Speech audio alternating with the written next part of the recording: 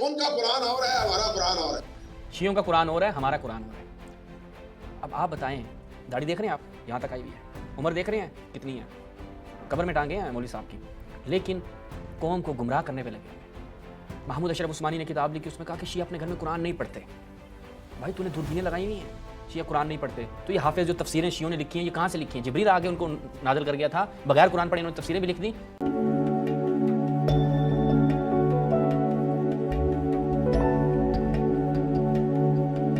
اعوذ باللہ من الشیطان الرجیم, بسم اللہ الرحمن الرحیم.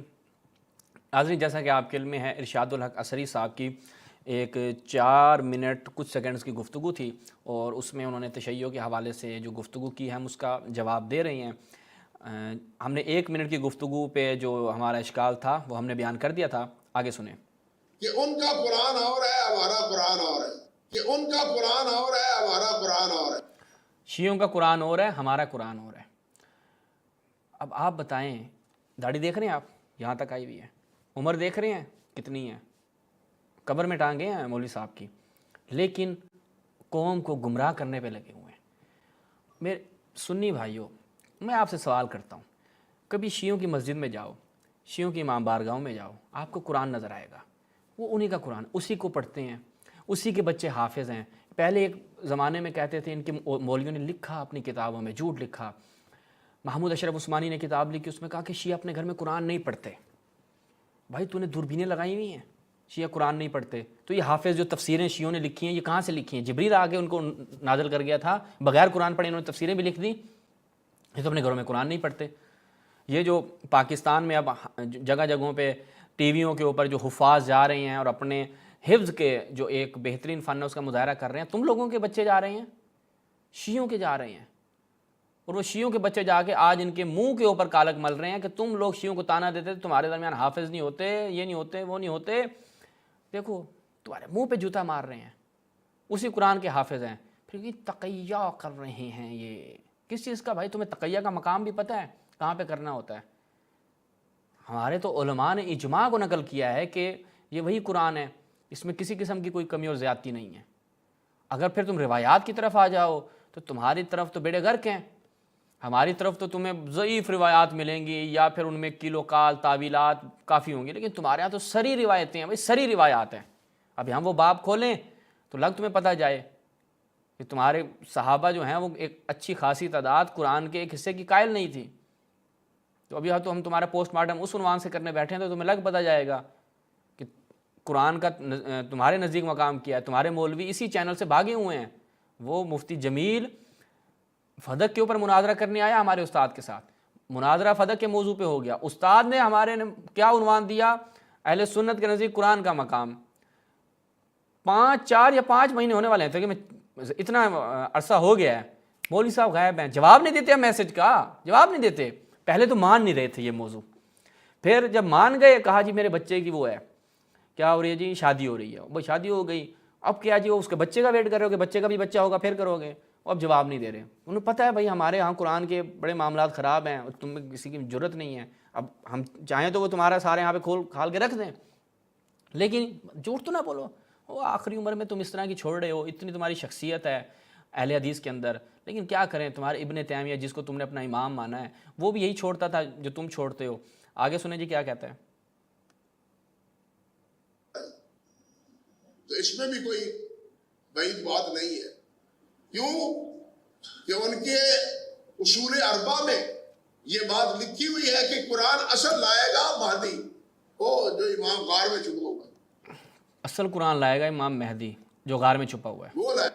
اب ان سے سوال کر لیا جائے, مولوی صاحب یہاں پہ کوئی بیٹھا ہو, مولوی صاحب ایک شیعہ کتاب سے دکھاؤ کہ انہوں نے یہ اپنا عقیدہ کلیم کیا ہوا ہے کہ ہمارا امام غار میں چھپا ہوا ہے. ایک کتاب سے ایک کوئی صحیح روایت پیش کر دو. مولوی صاحب اپنی داڑھی کا ایک ایک بال بھی جھڑ جائے نا ان کا, اتنی عمر کر جائیں, تب بھی مولوی صاحب جواب نہیں دے سکیں گے. یار یہ شیخ الحدیث ہیں. میں اس لیے کہتا ہوں کہ برادران اہل سنت کے ساتھ ہمدردی اس وجہ سے کرنی چاہیے, مسجدوں کے مولوی نہیں, مدرسوں کے مولوی نہیں, یہ شیخ الحدیث, عربی میں کتابیں, اردو میں کتابیں, رجال کے بابے. لیکن حالت چیک کریں, حالت چیک کریں کہ ایک گلی محلے کے بچے سے بھی ان کا علم شیعوں کے حوالے سے کم ہے. اور کہتے ہیں کہ جی ان کے ہاں لکھا ہوا ہے کہ اصل امام جو ہے نا وہ قرآن امام لے کے آئیں گے۔ پہلے میں اس پہ تھوڑا سا عرض کر دیتا ہوں، پھر یہیں سے آگے بڑھیں گے، ہم گفتگو کو آگے بڑھائیں گے کہ یہ کیا جو بات کی جاتی ہے اس سے کیا مراد ہے، کون سی روایات ہیں جس سے یہ لوگ یہ شبہ ڈالتے ہیں۔ یہ ملاحظہ فرمائیں، کتاب الغیبہ نعمانی کے نام سے، یعنی کہ کتاب الغیبہ نعمانی کے نام سے معروف ہے، ٹھیک ہے، 3-4 صدی ہجری کے ہمارے عالم ہیں۔ یہاں پر روایت نقل کرتے ہیں، صفحہ نمبر 168 ہے، باب نمبر غالباً 12 یا 14 باب نمبر ہے۔ قال ابو جعفر علیہ الصلوۃ والسلام یقوم القائم بامر جدید و کتاب جدید۔ بھئی وہ کتاب جدید کے ساتھ آئیں گے، امر جدید کے ساتھ آئیں گے، قضاء جدید کے ساتھ آئیں گے، علی العرب الشدید۔ اچھا اب یہ کیا ہے جی امر جدید، کتاب جدید، جس سے یہ لوگ معنی لیتے ہیں کہ جی اصل قرآن وہ لے کر آئیں گے، ٹھیک ہے۔ اب اس کا پہلے معنی سمجھنے سے پہلے میں تھوڑا سا مقدمتاً یہ ان کے یہاں سے اہل سنت سے کچھ روایات رکھتا ہوں۔ ملاحظہ فرمائیں، مسند ابی یعلی الموصلی، ٹھیک ہے جی، اس میں حسین سلیم اسد کی تحقیق، الجزء الثانی عشر 12ویں جلد ہے، اس میں روایت نمبر ہے 6940۔ اس میں کیا ہے جی، وہ حضرت ام سلمہ رسول اللہ صلی اللہ علیہ وآلہ وسلم کی زوجہ سے روایت ہے کہ رسول نے فرمایا کہ خلیفہ کی موت کے بعد جو ہے اختلاف ہو جائے گا، پھر ایک فیخرج رجل من قریش میں سے ایک شخص نکلے گا، من اہل مدینہ الی مکہ، اچھا فیاتی الناس من اہل مکہ، اور پھر اس کی بیعت کریں گے مقام الرکن کے درمیان۔ وہ کیا کرے گا؟ وہ ان کے درمیان سنت نبی کے مطابق عمل کرے گا، نبی کی سنت کے مطابق عمل کرے گا، اور اسلام کو کیا کرے گا؟ استقرار، یعنی اسلام کو جس طرح سے ہے اسی طرح وہ نافذ کرے گا، ٹھیک ہے۔ روایت کی سند کیا ہے؟ روایت کی سند کیا ہے؟ حسن ہے، صحیح ہو گیا۔ اس کی ہم شرح میں جب دیکھتے ہیں، عون المعبود شرح سنن ابی داؤد، کئی لوگوں نے اس کی مع شرح الحافظ ابن قیم الجوزیہ، ابن قیم الجوزی کی شرح کے ساتھ، وہ کہتے ہیں کہ یہ جو کہا نا کہ وہ عمل کرے گا، وَيَعْمَلُ، یعنی عمل کرے گا کون؟ اے المہدی فی الناس بسنت نبیہم صلی اللہ علیہ وآلہ وسلم، رسول اللہ کی سنت کے مطابق عمل کرے گا، ٹھیک ہے۔ تو لوگ کیا بن جائیں گے؟ تمام کے تمام حدیث جو یعنی سنت کا اجرا کریں گے اس کے عامل بن جائیں گے، اس پہ عمل کریں گے تمام لوگ، جمیع الناس، ٹھیک ہے۔ اب امام مہدی جب آئیں گے تو یہ کام کریں گے۔ اس کے بعد ہم مرکات سے بھی ایک دفعہ دکھا دیتے ہیں، یہ مرکات المفاتی شرح مشکات المصابیح الجزء العاشر 10ویں جلد اس کی، وہ کیا جی، یہی بات کہ امام مہدی جو ہیں وہ لوگوں میں، آگے صفحہ نشون پہ دی، مرکات المفاتی، ہاں، وہ امام مہدی جو ہیں وہ سنت نبی کے مطابق کیا ہے عمل کریں گے، ٹھیک ہے، لوگوں میں، یعنی نبی کی شریعت کے مطابق۔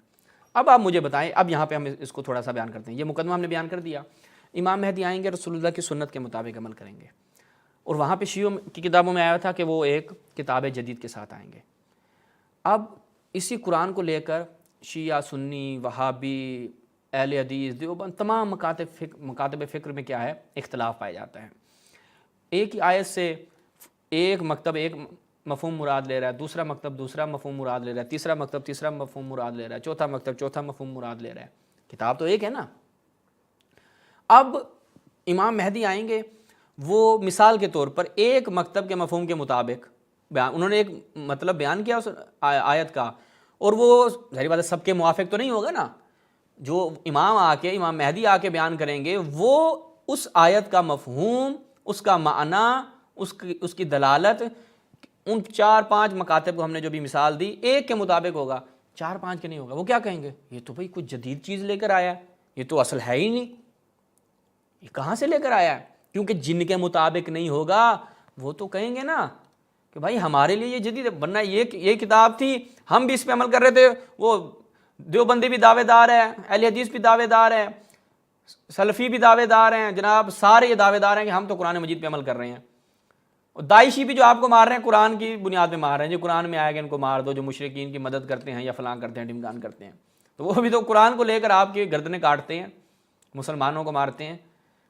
لیکن امام مہدی آئیں گے اور وہ نبی کی سنت کے مطابق عمل کریں گے، کیوں؟ کیونکہ نبی کی سنت جو ہے وہ اب اہل سنت بھی کہتے ہیں ہمارے پاس نبی کی سنت ہے، اہل تشیع کہتے ہیں نہیں ہمارے پاس۔ آپ ابھی ایک شیعہ سنی ذہن سے باہر نکل کے اس بات کو سوچیں، اسی حدیث کو اس تناظر میں دیکھیں۔ شیعہ کہتے ہیں جی سنت نبی ہمارے پاس ہے، دیوبندی کہتے ہیں نہیں ہم سنت کے زیادہ پابند ہیں، وہ بریلوی کہتے ہیں نہیں ہم پابند ہیں، اہل حدیث کہتے ہیں کیوں بھائی ہم زیادہ پابند ہیں، تم لوگ تو بدعتی ہو، تم لوگ تو فلان ہو ڈھمکان ہو، ایک دوسرے کو تکفیر بھی کی ہوئی ہے ان لوگوں نے۔ اب امام مہدی آئے، امام مہدی جو نبی کی سنت بیان کر رہے ہیں، بریلوی کہتے ہیں یہ کون سی لے آئے بھائی، یہ کون سی جدید ہے، یہ نئی چیز لے آیا تو سیدھے۔ وہ دیوبندی بھی رونے کھڑے ہو جائیں، اہل حدیث بھی کہیں دھاڑ، وہ ٹھیک ہے رول گئے ہیں، کیوں جی ہم نے اپنی کچھ اور ہی نبی کی سنت کو لے کے چل رہے تھے، یہ امام مہدی آئے ہیں تو کچھ اور لے کر آئے ہیں، تو وہ ان کے لیے کیا ہو جائے گی؟ سنت جدید، کتاب جدید۔ تو یہ بے نسبہ ہے، ٹھیک ہے، نسبتاً، یعنی ایک کے موافق ہوگی، چار کے مخالف ہوگی، تو چار تو کہیں گے ہمارے لیے جدید ہے۔ یعنی اس قدر حدیث فہمی لوگوں میں نہیں ہے کہ جن کو اتنی واضح بات سمجھ نہیں آتی۔ یہ اب کسی بھی بندے کو آرام سے سمجھ میں آ سکتی ہے، لیکن یہ شیخ الحدیث ہیں بھائی، ان کے کیا کہیں۔ تو یہ تو ہو گیا اس کا جواب۔ آگے سنیں جی آگے کیا کہتے ہیں۔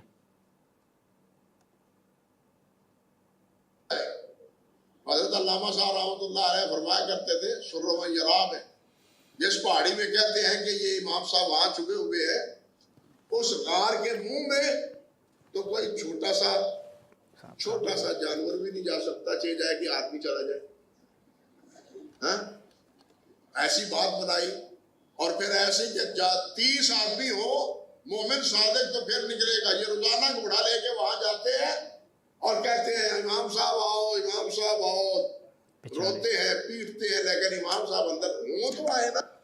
یہ دیکھا بیچارے جو آگے بیٹھے ہیں، ٹھیک ہے، ان کو اس سے آرام سے بیوقوف بنا رہے ہیں۔ بھائی یہ جو مشہور کیا ہے یہ تمہارے علماء نے مشہور کیا ہے، یہ تمہارے ان جن کی جہالت کو لے کر تم لوگ آگے بڑھ رہے ہو۔ میں آپ کو دکھاتا ہوں کہ یہ سب سے پہلے جو ہے وہ سمعانی نے، الانصاب سمعانی، میں دکھاتا ہوں یہ جو واقعہ ہے سب سے پہلے کس نے نقل کیا، یہ ملاحظہ فرمائیں، الانصاب، ٹھیک ہے، سمعانی، متوفہ اس کا 6 صدی 562 ہے، جزء السابع۔ وہ کہتے ہیں کہ سامرہ میں اس کو ایک سرداب کہتے ہیں، معروف ہے، اور شیعہ یہ گمان کرتے ہیں کہ مہدی یہاں سے خروج کرے گا، شیعوں کا یہ گمان ہے۔ سمعانی صاحب کسی شیعہ کی کتاب میں لکھا ہوا یہ، عوام کو وہ کہتے ہیں نا جھوٹ اتنا بولو لوگ سمجھے سچ ہے، شیعوں پہ اتنا تھوپا کہا جی شیعوں کا 40 پاروں والا قرآن ہے، شیعوں کا تو وہ قرآن نہیں ہے۔ بھائی ترقی ہوئی، سوشل میڈیا آ گیا، پتہ چلا کہ اب تم لوگوں کو جان کے لالے پڑے ہوئے ہیں، وہ حضرت عائشہ کا جو قرآن تھا جو بکری کھا گئی تھی، وہ پارے تو تمہارے گھر سے نہیں کر رہے ہیں، ٹھیک ہے۔ اب میں یہ جو کہہ رہے ہیں نا گھوڑے لے کے پہنچ جاتے ہیں، یہ جھوٹ کہاں سے لے کر آئے یہ مولوی اور اس کے شیخ صاحب بھی کہاں سے لے کر آئے ہیں؟ یہ ان کا منہاج سنت الامویہ، ملاحظہ فرمائیں، منہاج سنت الامویہ لابن تیمیہ عدو الاسلام، دکتور محمد رشاد سالم، جزء الاول۔ یہ اس نے چھوڑی اور کیا کہا جی ومن حماقتہم، تشیع کی حماقتوں میں سے ایک یہ ہے، وہ کیا کرتے ہیں، وہ مختلف مقامات پہ اپنے انتظار کر رہے ہیں امام مہدی کا، عدت مشاہد پہ، کیا ہے جی چند مشاہد، یعنی جہاں پر اس کا مقامات ہیں ان پہ انتظار کر رہے ہیں، کس کا؟ امام مہدی کا۔ ان میں سے ایک سرداب ہے، ٹھیک ہے۔ اچھا جی، الذی بسامرہ الذین یزعمون انہ غاب فی، گمان یہ کرتے ہیں کہ یہاں سے وہ غائب ہوئے تھے، اور بھی دیگر مقام ہیں۔ اچھا آگے کیا کہتے ہیں، وہاں پہ وہ کھڑے ہو جاتے ہیں، اما بغلۃ و اما فرسن، وہ وہاں پر خچر اور گھوڑے لے کے کھڑے ہوئے ہیں، کس وجہ سے؟ تاکہ جیسے ہی وہ امام نکلیں، امام کے ساتھ جناب وہ جہاد کرنے کے لیے نکلیں۔ اور کہتے ہیں اما فی اوقات آخر، وہ کیا کہ من ینادی علیہ بالخروج، یا مولانا اخرج، یا مولانا اخرج، آئیے نکلیے۔ وہ جو یہ مولوی صاحب بات کر رہے تھے، کہاں سے؟ ابن تیمیہ کی یہی جہالتوں کو آگے اپنی قوم میں منتقل کر رہے ہیں۔ آپ بتائیں یہ جو آگے 400 500 1000 بچہ بھی بیٹھا ہے، یہ جب معاشرے میں جائے گا تو تشیع کے حوالے سے یہی جہالتیں بکھیرے گا، یہی جھوٹ پھیلائے گا، اور اسی طرح جھوٹ پھیلتا جائے گا اور اسی طرح پھیلتا آیا ہے، ٹھیک ہے۔ تو یہ کہا جی وہ باہر کھڑے ہو جاتے ہیں اور چیختے ہیں، پکارتے ہیں، ٹھیک ہے۔ آپ بتائیں انہی سے بچوں میں سے بھی دیکھیں، بچوں کو بھی تو نہیں سکھایا جا رہا نا، یہ تو بھی ویسے نام کے اہل حدیث ہیں، لیکن اس طرح کی باتیں، یہ ایک اہل حدیث سے میری ڈیبیٹ ہو رہی تھی، انشاءاللہ وہ ٹی وی چینل والے اپلوڈ کر دیں، اگر ان میں تھوڑی سی بھی شرم ہو، جو ابھی تک انہوں نے اپلوڈ نہیں کیا 1.5-2 مہینے سے، اس میں جناب مولوی صاحب نے، اہل حدیث مولوی نے کہا کہ شیعوں کا یہ عقیدہ ہے کہ یہ حضرت جبریل کو خائن مانتے ہیں والعیاذ باللہ، اور کہتا ہے کہ جی مجھے شہباز صاحب چیلنج کر سکتے ہیں۔ میں نے کہا چیلنج کر دیا، لاؤ کدھر ہے؟ وہ پورے مناظرے میں آپ اپلوڈ ہو جائے گا، دیکھیں گے، وہ بندہ نہیں لا سکا حوالہ۔ کیا ہے جی؟ وہ خان الامین خان الامین کے نعرے لگائے، مولویوں نے یقین کیا ہوا ہے۔ مولویوں کو پڑھنے کی کہاں فرصت ہے؟ وہ تو مولویوں کو جس چیز کی فرصت ہے وہ اپنے ہی مذہب کو، بخاری کا ختم کروا لو، مسلم کا ختم کروا لو، کہ ان کے ذہن میں بخاری مسلم کو ایسا ڈالو، ناسبیت کو ایسا ڈالو، تشیع کے خلاف زہر ایسا ڈالو کہ ان کو علم اور تحقیق کی اصل فرصت حاصل نہ ہو، کہ وہ فرصت ملے اور علم اور تحقیق کی طرف جائیں۔ نہیں، اصلاً اس طرف جانے کی ضرورت ہی نہیں ہے۔ تو یہ مولوی صاحب سے کوئی پوچھ لیتا ہے، مولوی صاحب جو تم نے یہ جھوٹ بولا ہے امام مہدی کے حوالے سے، وہ کسی کتاب سے شیعہ کی پیش کر سکتے ہو؟ اصول اربعہ کا تم نے نام یاد کیا ہوا ہے، صحاح اربعہ جسے تم لوگ بعض اوقات کہہ رہے ہوتے ہو، وہاں سے پیش کر دو اس کو۔ اتنی تم لوگوں کی جہالت ہے۔ اور مجھے تعجب اس بات پہ ہوا ہے کہ میں ان کے چھوٹے چھوٹے مولویوں کی جہالتیں، تو یہ اس پہ ہم پہلے بھی جواب دے چکے ہیں، لیکن یہ بابا دیکھیں آپ، آگے سنیں۔ وہ تو اندر ہے ہی نہیں۔ حضرت حسن عسکری کی اولاد ہی نہیں تھی، چہ جائے کہ جناب کہا جائے کہ ان کا بیٹا غار میں جا کے چھپ گیا۔ امام حسن عسکری کی اولاد نہیں تھی، ٹھیک ہے، چہ جائے کہ کہا جائے بیٹا غار میں جا کے چھپ گیا۔ میں آپ کی خدمت میں، اگر ہم شیعہ کتابوں کو دیکھیں تو وہ امام مہدی علیہ السلام کی ولادت ہمارے ہاں کیا ہے؟ ثابت شدہ ہے۔ میں فقط کیا ہے جی، ایک روایت رکھتا ہوں آپ کی خدمت میں، یہی جو صحاح اربعہ کی بات کر رہے تھے مولوی صاحب کہ بھئی ان کی 4 صحیح کتابیں ہیں، تو میں آپ کی خدمت میں رکھتا ہوں تاکہ آپ کو پتہ چلے کہ جناب ہمارے ہاں یہ ملاحظہ فرمائیں۔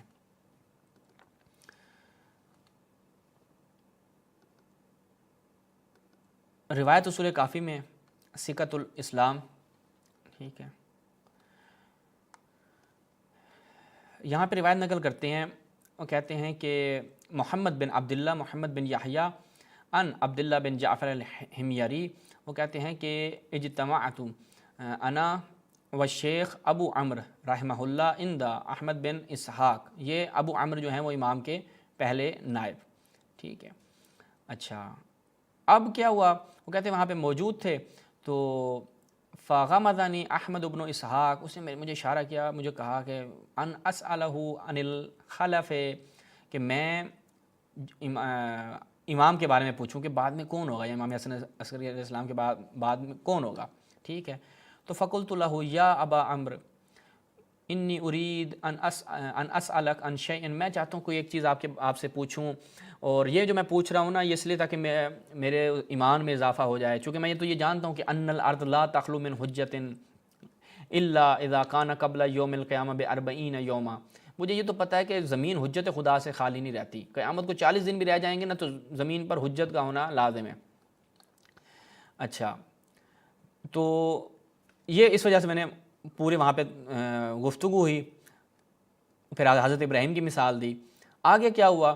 وہ کہتے ہیں کہ پھر انہوں نے کہا کہ امام نے یعنی خود اپنی ان کی توثیق بیان کی، امام کے دونوں جو نائبین ہیں ان کی توثیق بیان کی، پھر کہا کہ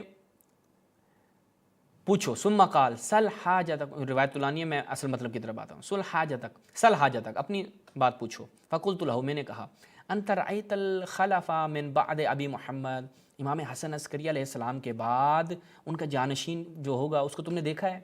یعنی ائمہ کی یہ سب کو معلوم ہے، جو ان کا بیٹا امام حسن علیہ السلام کا بیٹا جو ان کا جانشین ہوگا، جو ان کی جگہ پر امام ہوگا ان کے بعد، اس کو دیکھا تم نے؟